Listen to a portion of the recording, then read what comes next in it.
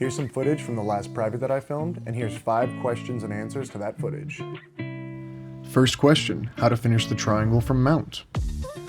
The first thing that I asked was, do you know how to finish it off your back? And then I showed the very end of it where you pivot 90 degrees and we use our knee and our thigh to cover our partner's ear, and then we just lace the triangle. And then we went to mount. As I threw my leg over the head, now I say you should do the exact same thing. Use your knee and your thigh to cover the ear and then lace the triangle choke. So again, when you're on your back, to finish, I need to pivot 90 degrees. And when I pivot 90 degrees, now I use my knee to cover the ear, and then you have the finish. So once we get on top, I don't do anything different. And once I throw my leg over the neck, all we're doing is pivoting 90 degrees, using my knee and my thigh to cover my partner's ear, and we have an easy triangle choke. Question number 2, does this principle apply to the armbar as well? Yes, it does. My armbar from guard and from mount are the same. In mount, I collect the arms together, I get my knees really high, I go to S mount, I collect the elbows, and then I throw my leg over the face.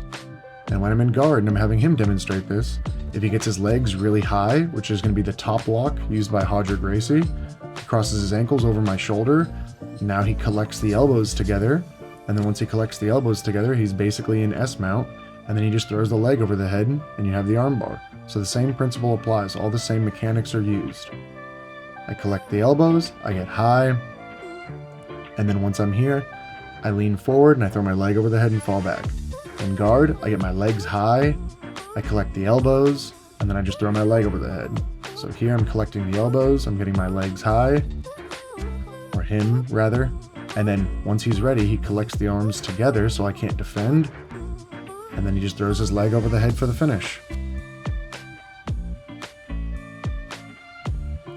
Question 3, how to set up the armbar from mount. For this one, I'm going to have him show this. My first step is to get a deep crossface. I need my shoulder to be under the jaw, and I need to try to drive my shoulder into their head until their head touches the mat. Once their head's on the mat, we can pin and dig for our underhook, and we're going to walk the arm up. Once their bicep is basically kissing their ear and their head, we can reach under the neck. Look at how I use my hand here. And I use my fingertips in their neck, and then I really want to drive my shoulder into their armpit and their tricep to cause a lot of pressure. So here he's digging for that second underhook, but he needs to use that shoulder to drive into my tricep and my armpit. Right here I asked him to, boom, now he's got it deep. Now he has double underhooks, he slides up, oh, and then he messes up. He steps his foot up. What he needs to do is slide his knee under my head. There it is. The knee slides up, not the foot. You slide your knee under the head, you tuck your foot in the far armpit, you collect the elbows, you lean forward, and then you throw the leg over the head and you fall back. Here he leans forward, and now you can throw the leg over for free, and he falls back for the armbar. So again, crossface, shoulder under the chin, try to pin your partner's head on the mat, drive their head really hard into the mat, which is going to weaken their back muscles and their lat, which lets you take an underhook and walk it up high. Once it's really high, you need to dig under the neck with your arm, use your fingertips to bite on their neck, and then you drive your shoulder now, and you have a new crossface, and it's under the tricep, under the armpit. Once he drives his shoulder in really hard, then he can dig for the second underhook. He can repeat the process until that underhook is walked all the way up. He slides up high, he lifts my head up. Don't step up on your foot like this, like a white belt. Slide your knee under my neck. Lift my head up and slide your knee under the neck. Then you tuck your foot into the far armpit, and then we're ready to lean forward, throw our leg over the head, and then you can either finish forward or you can fall back and finish the armbar from there. But you got to go through those steps to force that armbar from mount. Question 4, the top lock in the gi. I talked about the top lock, the Hodger Gracie position. If you haven't seen that video, I would definitely recommend going and watching it. It's set up by a cross grip on the wrist and a cross collar. And I'm going to use my elbow to try to pin his forearm down to my lower hip. So I'm using my elbow to wedge. And then when I'm ready and I feel secure and tight enough, I put my foot on his hip and I climb up the body, and then I cross my legs, basically in closed guard, but over my partner's shoulder. So it's just taking my exact closed guard, but I'm just walking it up high, and it's over my partner's shoulder with that cross grip on the wrist and the cross collar. I need that shoulder to be out. Watch again, cross grip, cross collar, my elbow pinches, and then boom, I reclose my guard. I need to make sure my knee pinches his ear right here, and it traps it, because now I'm ready to collect the elbows together like I talked about earlier, throw the leg over the head, and then you have a really strong armbar. It's very effective in the gi. So cross gripping the wrist, cross collar using my elbow and my forearm to pin and trap his elbow so that he can't pull his arm out of this position. I pin it, and now when I'm ready, I basically just reopen my guard and I walk on my guard really high, or you can jump here, that works for you too, but you can walk or jump up to this new top lock position where it's the closed guard but one shoulder is out. Cross grip, cross collar, walk up to your top lock. Now we're here, we have our knees pinched. Again, I'll show it from this other angle. Cross grip on the sleeve, cross collar, walk the guard up or jump, pinch your knees here. This is a new guard, you got to think about it like that. It's a new position. And then when you're ready, you collect the elbows together, and then you can throw your leg over the face for that finish. And last question, how do you break people's grip when they're defending the armbar? This one's a little convoluted, and it's a little bit longer, but there's two styles. One is getting really tight with like a kimura grip or a collar grip if you're in the gi.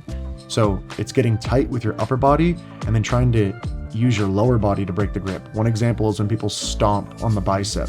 They have their hands connected, and then I just use the bottom of my foot to just kick the arms open. But you can only do this when you're tight with your upper body, like a kimura, a figure 4 lock, or when you're really deep on the collar.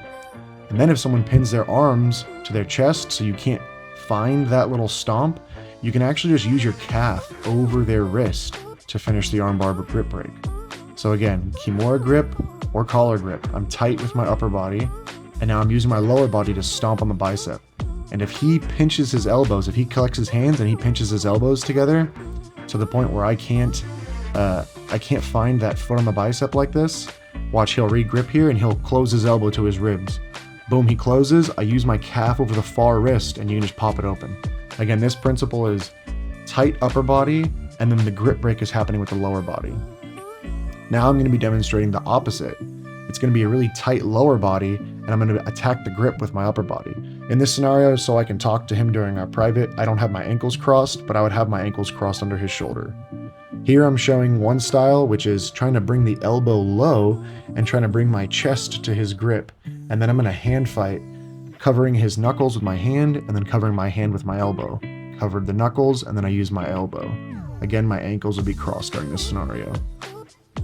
So trying to get to the armbar, I cover his knuckles with mine, and then I use the inside of my elbow. The other style is a very strong bolt cutter break. So what we do is we put their elbow on our bottom hip, and then all the bottom arm, the one closer to the hip, gets in front, and then you lock a gable grip as you shoot through the gap. And then you can pry almost an Americana style pressure. So I put it on my bottom hip, I reach through the top, and now you can pry their arm basically upwards towards their face for an Americana. So redoing this, again, my ankles would be crossed under the far shoulder here. I'm just talking and demonstrating it to my partner so that he can see what I'm doing. The first step is bringing the elbow down towards the bottom hip so I can get closer to that hand, close to that wrist, as close as I can.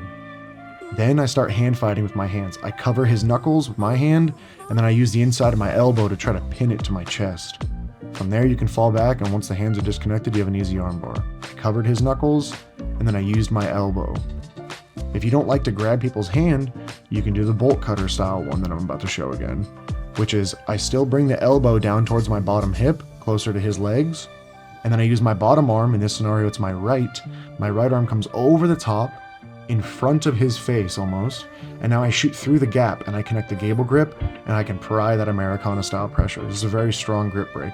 So the arm moves down, your elbow wedges on top of their arm, you look through the gap, and then you have that bolt cutter. Let me know in the comments if you guys have any other video requests. As always, till next time, let's get it.